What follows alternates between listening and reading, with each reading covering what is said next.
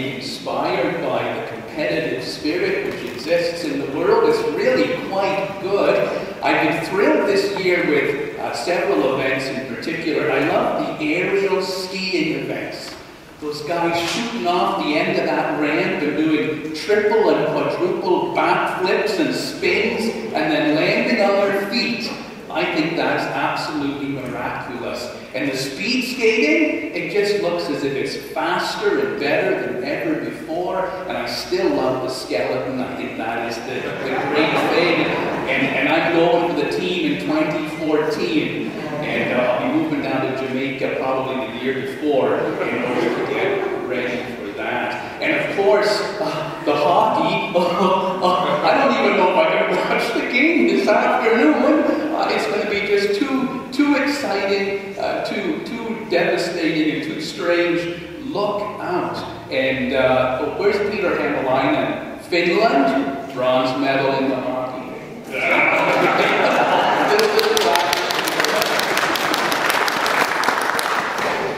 It's tough though, Peter, when Finland is playing, because you must not know whether to cheer for Finland or for Canada. It's like me whenever the Welsh hockey team is doing it. I don't know. Listen, I have serious things to discuss today. I want to address Presbyterian World Service and Development and Baden Powell in the annual meeting, and of course, speaking of the Welsh hockey team, tomorrow is St. David's Day, the patron saint of Wales. And we need to do all of that very quickly because we're going to end the service today at 10 to 11. So we will all stay for the annual meeting. I'm so inspired by the Olympics. I think to myself, it brings out the best in people. Maybe we should make faith an Olympic sport. And we could have all kinds of faith events and have the different denominations competing with each other. Events like the long sermon event. I think the Presbyterians would nail that one down every time. Or the dry prayer event. I think the Anglicans have that.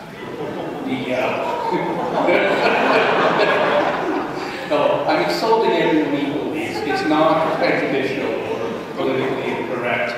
Whoever can have the most smoke and incense in their service, we won't say about that. Whoever can jump up and down and sing the most lively hymns, maybe the Pentecostals, and we would all be inspired to compete. But then I thought, well, competition isn't always the best thing. Sometimes competition brings out the worst in people, and so I've decided we should avoid that. In the book of Jeremiah today, and also in the gospel reading today, we read about people who were competitive, but their competitiveness resulted in very negative outcomes. Jeremiah was called into ministry around 626 BC under the reign of Hezekiah, and during that time he went in and he challenged the authority and the status of the priests and the prophets of Jerusalem. And after he had done that for so long, that old established regime got really angry with Jeremiah and said, we don't want competition. We want to do things in our way and in the old way. We don't need anybody else challenging us.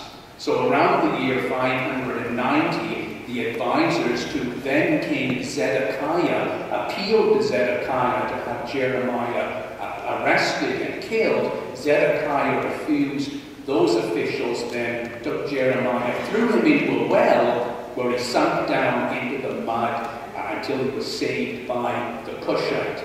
Although he spent most of the rest of his life in prison up until the year 587 when Jerusalem was crushed.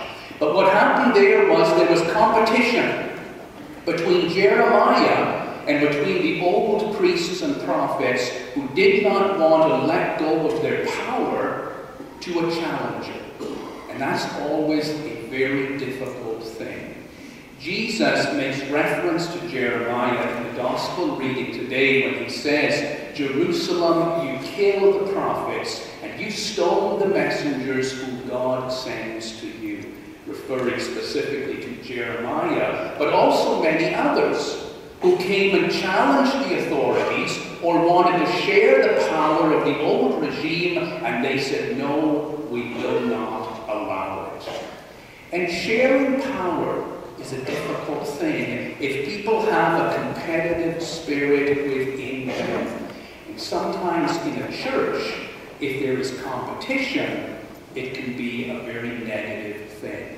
Different factions saying, we want to go our way, we want to be in control. If a church wants to grow and prosper, it cannot have competitiveness within it. If a church wants to grow and prosper, all that it has to do is truly desire those things, and the church that wants to grow will grow and have victory. You might think, well, that's a little bit simplistic. Just wanting something doesn't attain it. But in the church, it does.